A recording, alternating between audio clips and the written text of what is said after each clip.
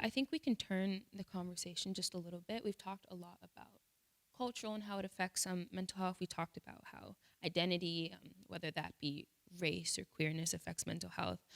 But just to rewind a little bit, I'd like to know more about the academics bit of it. Just because we've talked so much about feeling like a statistic, feeling like a number, feeling like maybe a blueprint. But I think at this point of our lives, we are students, and we operate mainly in schools, and we've got all these kind of external factors pushing at us. How does that follow you into the classroom? I feel like academic validation and pressure surrounding that, like it really like affected me a lot. So I dealt with that, you know. So things like feeling as though I'm not as worthy as some of my peers because I may not have higher grades or things like that. But after the post pandemic, I've realized like I'm in certain spaces and I'm able to have certain discussions with people like you know in some of my college courses, like I realized, like it's literally just numbers. And a conversation I had with my psych teacher in AP Psych, like she talks and she's just like, I want you guys to realize that even a 70 is average and you're meeting the standards of what we want you to do on the test. And if you get like an 80 or above, you're excelling. So don't look so down on yourself. So I've been able to chill out with stuff like that and being so hard on myself and realizing I'm doing the best I can, and a number does not make me less intelligent as anyone else. So I got early release after second block this year. And so I had a full course load last year, my junior year. And so I recently came to like the realization like school doesn't have to be like hard. Like, that's like really like vague and like straight to the point.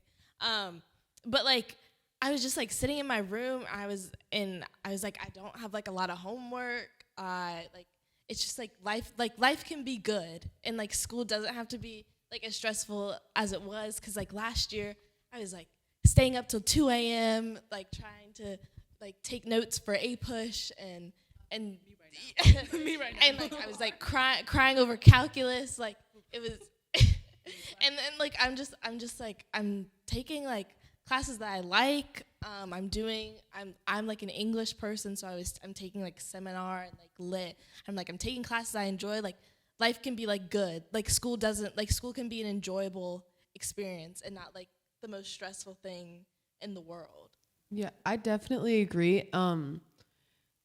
And our school system in America is really bad with that because our entire system is set up to want you to be the best. Like we are against the mental health of our students at pretty much every turn in terms of greater American education. There's a lot of everyone I know either is down on themselves because they are in lower level classes and they don't that's made them feel dumb, or they're down on themselves because they're in higher level classes and they still don't feel like they're doing good enough. I want to touch on that a little bit, especially because I lived in Colombia till I was 12 years old. That's seventh grade, and honestly, you may judge me or say something, but I feel like American education is a little bit more caring about students than other countries. Like in Colombia, I had to take 12 classes a week, different classes, up until 11th grade. Yeah, it was like chemistry, physics, psychology, yeah, science, history, world history. Yeah, it was like 12, 14 classes, PE every year. It was crazy. And like, imagine that I just couldn't, I, physics, chemistry, environmental, all of them classes. I'm way better now. Hey, I'm taking 4 classes every day, so it's not that bad. But like, for real. And that was 7th grade. Like they added more classes as you were like climbing up, and then you graduated in 11th grade.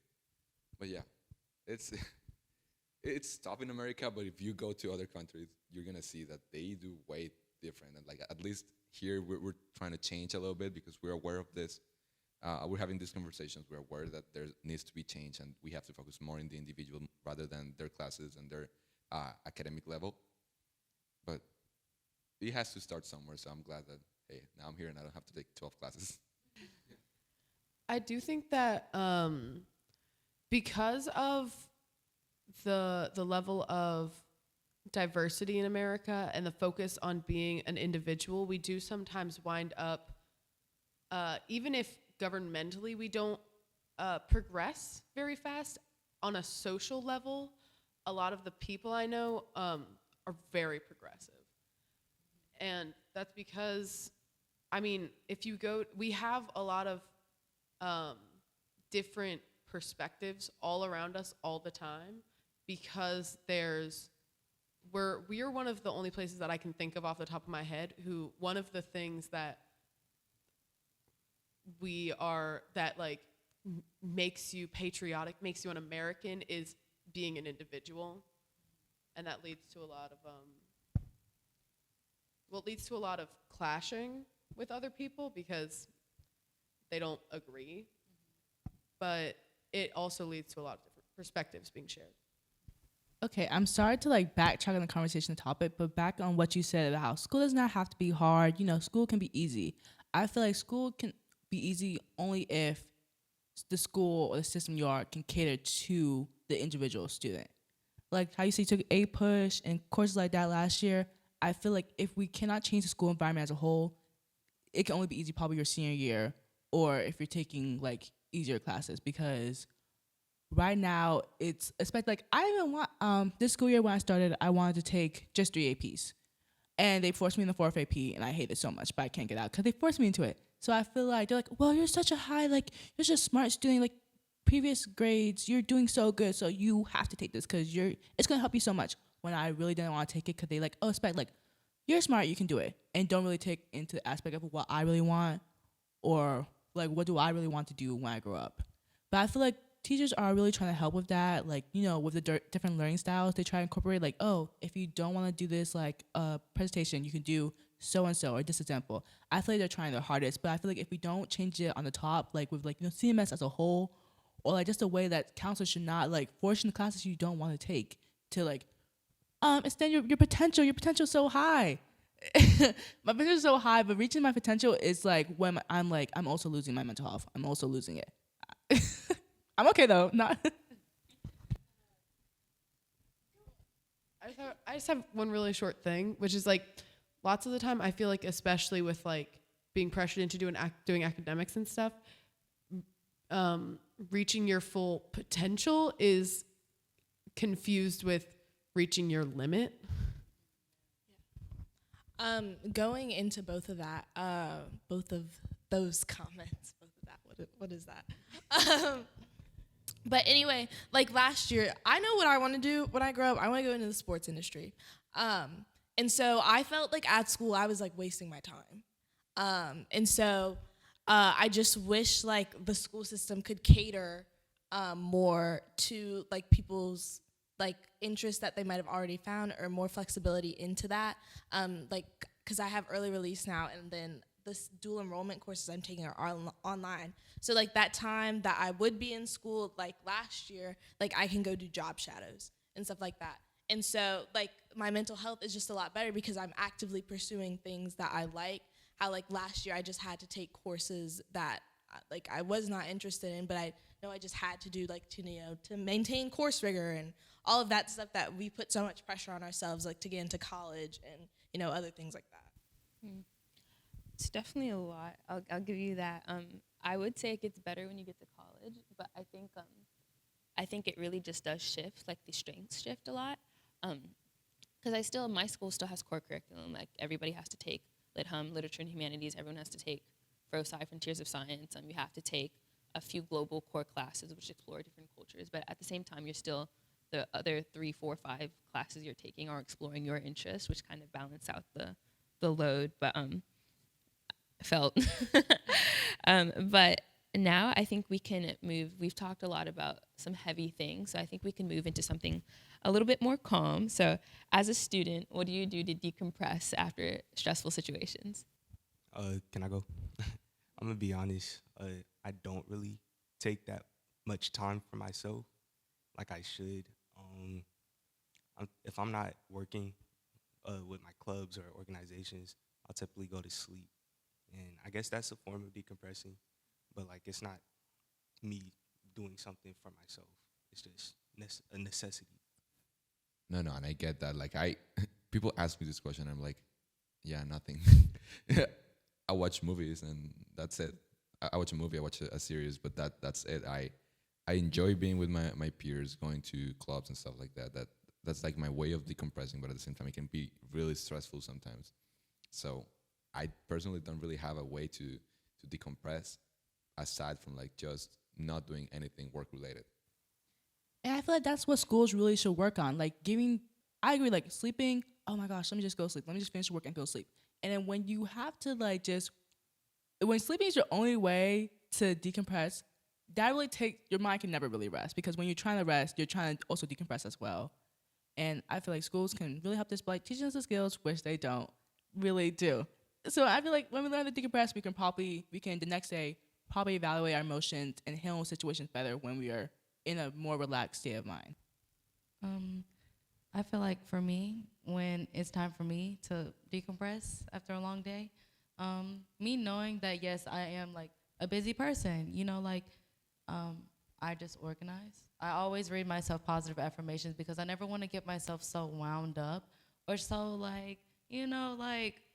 because things, yes, they are very serious, like, my coursework, making sure that everything is together.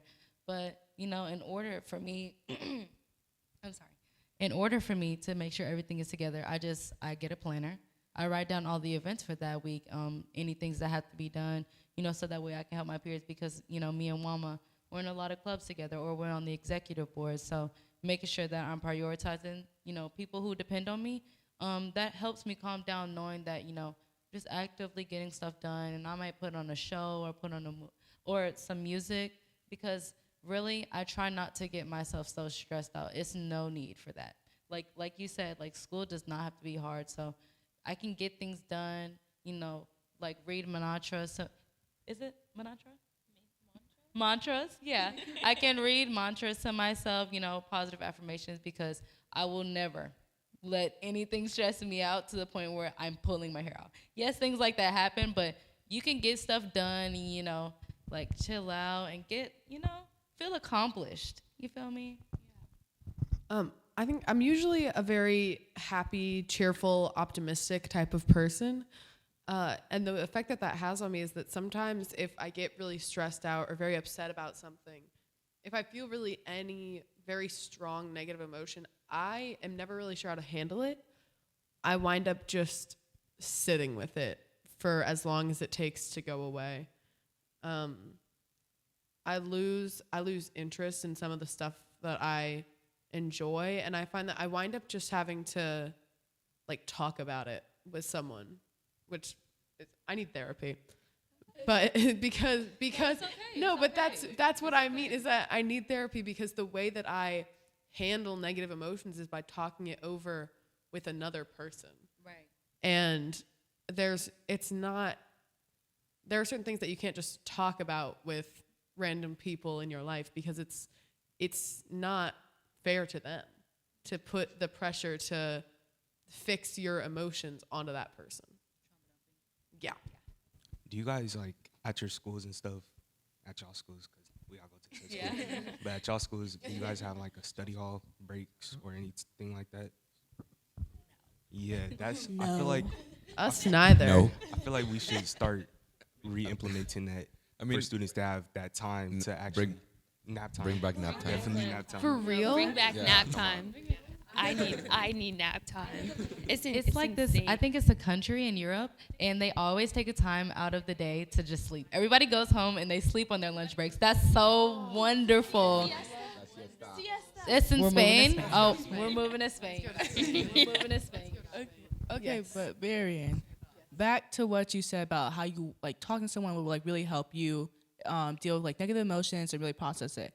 I feel like when you go to school, they have like the narrative like, oh yeah, you come to us, we'll help you. Like you can come to us, like there's adults here who care about you. But when you really go to the adult side, as opposed to like help you go through the situation, they usually offer no help, or they like do a little thing. Oh, let me just call your parents real quick, and now you have the narrative like I can't go to you because I can't trust you anymore because you're just gonna tell everyone what I'm saying without actually really helping me. Last year I was in this Chinese class, and our teacher was very invested in like politics and all these different things, and mental health in her students was something she cared about a lot. And she would tell us all the time how much she hated what our school had become, because back when she was in school, she talked all the time about how lunches were a lot longer, so they had more time to socialize and they weren't as stressed out. And then also that they could just go to their counselor's office whenever they wanted and essentially get like therapy, school-related therapy that is just not accessible to us anymore. Because now, if you're going to talk to your counselor at all, you have to email them. You have to set a meeting. They're super busy because they're doing paperwork for the whole school. There's not enough of them. No. Yeah. I've been pretty lucky. Not because I go talk to my counselor, because he's a good guy, but I don't really talk to him because it's setting up a meeting is a lot. That's boring. But my teachers, and I see that this has been a change. Like teachers are starting to think more about mental health. So if you need help from them, just send them an email, and they're like, okay, do you need more time? Do you need help? Is everything going okay? Or like, I have an administrator at my school, Miss Hayes. She literally has say, hey, I'm stressed, and she's like, go baby, there's some chocolate over there, go grab it. Yeah. So like yesterday was an awful day, and I just after school sat with her and I ate some candy, talked to her, and that's it. And it was like just really fun to do it with her. Let's pause for a second. Wama, did you have something to say? I think one thing we don't realize as we're going through something is kind of the history of the moment that we're in. Like, what was it, March, I just found out in my math class that, there's a disease going around. 2 years later, I'm a senior and everyone's like arguing about masks. A year later, I'm a college student and there's conversations about like the Supreme Court. Should we abolish the Senate? And just so much going on. So I'd just like to hear a little bit more about you reflecting on kind of the importance of the moment you're in, how you kind of like to contribute it, and really does just how it affects you. As far as the history of everything, going down, like I feel like, like you said in March, like we were in one place, like I was a freshman, and I wasn't really like, I was just like, oh my God, everything is so fun and bubbly. And now I'm a senior, and things are very much serious. Like I feel like I didn't have as much college preparation as I could have. Like, a lot of people. Well, I'm in an AVID class now, which is basically like a college preparedness course that we take at our schools. The schools that offer it, and they bring us on college tours and things of that nature for people who are less fortunate, or even kids who just want to see around. So I'm sorry to bring it back together. I feel like, as far as the history of everything happening, we should be very much aware of things that are happening, and like just try our best to impact the community in a positive way, despite all the chaos that's going around, like things that are happening that are out of our control, like, things that the Supreme Court makes decisions on that we don't necessarily get to vote on. We should just try our best to work with our community, because at the end of the day, we have one another. And not everything is in our control. So I feel like we should just try our best in our school community to collaborate.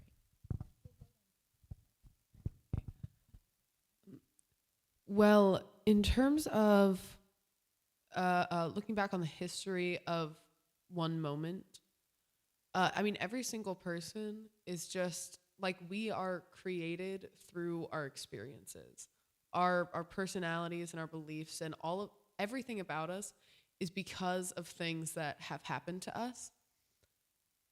And it's a very overwhelming thing to try and deconstruct.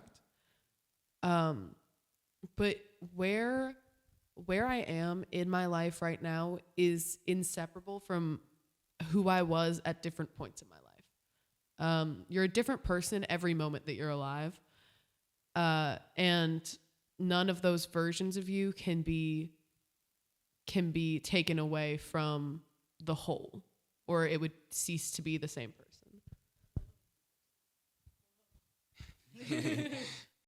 So I feel like during that COVID phase and everything, while everything was going on, I had a lot of time to focus on self-reflection, focus on my needs, focus on what I need to do.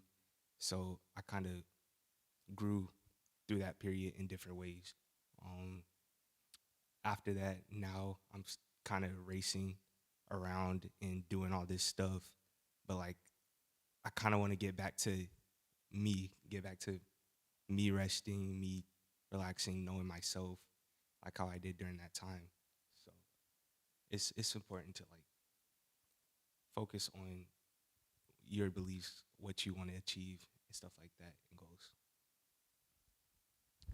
Okay, so when I personally look back to who I was as a person, like, a couple years ago, pre-COVID, during COVID, and look at the person who I am now, I'm proud of myself. Like, I love who I am right now. Like, it's so fun. Like, I'm such a fun person. Like, I'm pretty, I'm hot. I go to school, I'm smart. Like, I'm in clubs. I love, like, being interactive. I love doing clubs. Of course, little things like, I'm like, oh my gosh, I hate A-push. Like, there's little things like that, kind of like put my mood down. But I look at who I am. I'm like, I'm really glad that at the moment, I would say one moment I am to really enjoy life, because life is too short. Like seriously, like I'm like every day at school, I'm like talking to my friends, even though I have schoolwork, I'm talking to my friends, really enjoying the moment, really enjoy the people who are around, because probably next year I probably won't see half of them, and really enjoy the clubs I am. So I'm really happy. Like I feel like if my 5th grade me saw me now, they'd be like, gosh, she is so cool. So that's why I'm happy who I am. Looking back over specifically the past 4 years, just because college apps have been writing a lot, reflecting a lot. I really think about the people, and a lot of the people I've met, I wouldn't be where I am now without them, and the organizations I'm in. I'm just really thankful, and I really want to do the same for someone else. I feel this personal responsibility, just because I'm just so grateful for how the past 4 years have progressed. And I feel proud of myself. And so that's really special. And then some of the events that have happened, things I didn't want to happen, those needed to happen to get to where I am now. And just the personal growth. It's just really, it just feels self-satisfying, fulfilling, so. I don't know what to say. I mean, we live in a time where youth advocacy is very important. It's booming, in which we can hold these discussions together and talk about the stuff that wasn't talked about before. In which a time in which we are important, in which we can use our resources like social media, going out to people in the internet, just to advocate for ourselves and for the things that we believe in. And I think that's very important, that we have these chances that people in the past didn't have them, and that we are able to be involved in our community to a bigger extent than other people in the past.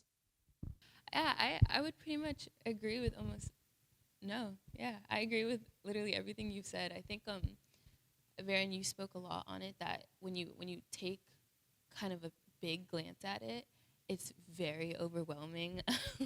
2 years ago, I don't think I had a concept of just how much the world affected me. I think I was living in my own little bubble of well, I'm just trying to get to a good school. I'm just trying to get to the Ivy League. I'm just trying to get an A. I'm just trying to get this 4.0.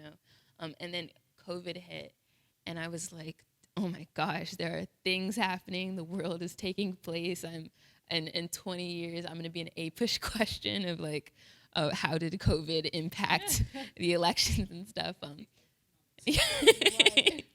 And I think kind of I get personally caught up in the past and the future of this happened to me, this happened, COVID happened, A-push happened, school happened, everything happened, and everything's going to happen. I'm going to graduate. When I graduate, time is going to speed up.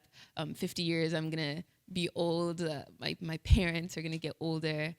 My friends, I don't know what's going to happen. I don't know where we're going to be at. Hopefully, I'm a lawyer. Hopefully. There's just so much going on at all points of time that I really don't take the time to, look around. I'm existing in the world, but I don't, see the world for what it is. I'm when I get back from this, I'm going to have to do, 30 pages of reading for classes, and it's at this moment, at this point in time, we're having a really good conversation about where we're at. We're gonna look back at this and it's hopefully going to be a good moment where we're like, I'm glad I did that. And really just looking at the future, taking a moment to breathe, noticing that there's a squirrel outside.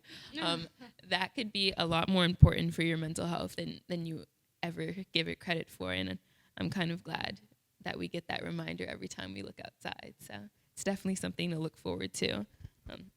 But for our last question, it's more so give me a sentence, and we're going to make it quick. We're going to go bap, bap, bap, bap, bap. The question is really simple. I'm sure you've already gotten this question, like for the yearbooks and stuff. Just what's something you wish you had known when you started high school? I just want to say that high school is not like High School Musical. Exactly. It's you aren't gonna have a prom date. Or you're not. Like going into a High School Musical thing. I'm expanding a little bit, but you don't find like a Troy like real fast, like real quick, yeah, you don't need to. But let me just say that, yeah, keep your priorities straight. I've kept mine straight, but yeah, I've kept mine straight.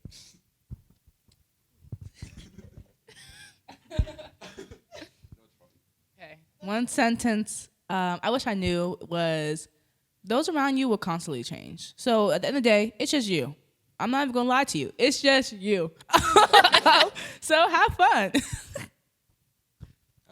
I guess I'll say I wish I didn't give too much time to certain people. That's I wish I knew it's just high school and it's going to be fine. Just be safe, take care of yourself in the future as much as you can, but it's just high school. Something I would say is, other people's perceptions or opinions of you have nothing to do with you. Like what somebody may think of me, I can't change their mind. And I'm totally fine with that because I never asked you to think about me in the first place. So. No, mine is just, it's not that deep. I look at videos of myself like crying on Snapchat from 3 years ago. I'm like, what were you crying about? like was it that deep? Probably not. So, but it could have been important to you. If I can't remember it, It's not that important. right? Like high school ends, something else starts. It's not that deep. Ending is a new beginning, and every day is an ending. And on that cliche note, Can we do like a Saturday night? Saturday Night Live. Good night.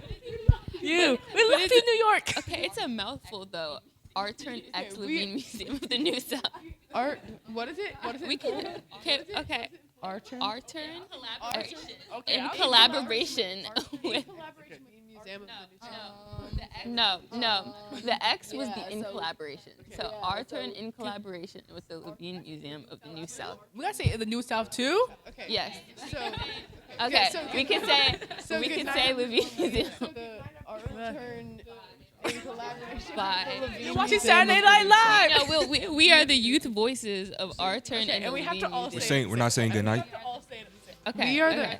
we are the youth. Yes, say good night. Good afternoon. Good afternoon. Farewell. Peace out. Bye. Love everyone. And then can we all wave bye? Comment and stuff, please. Peace and love from our turn.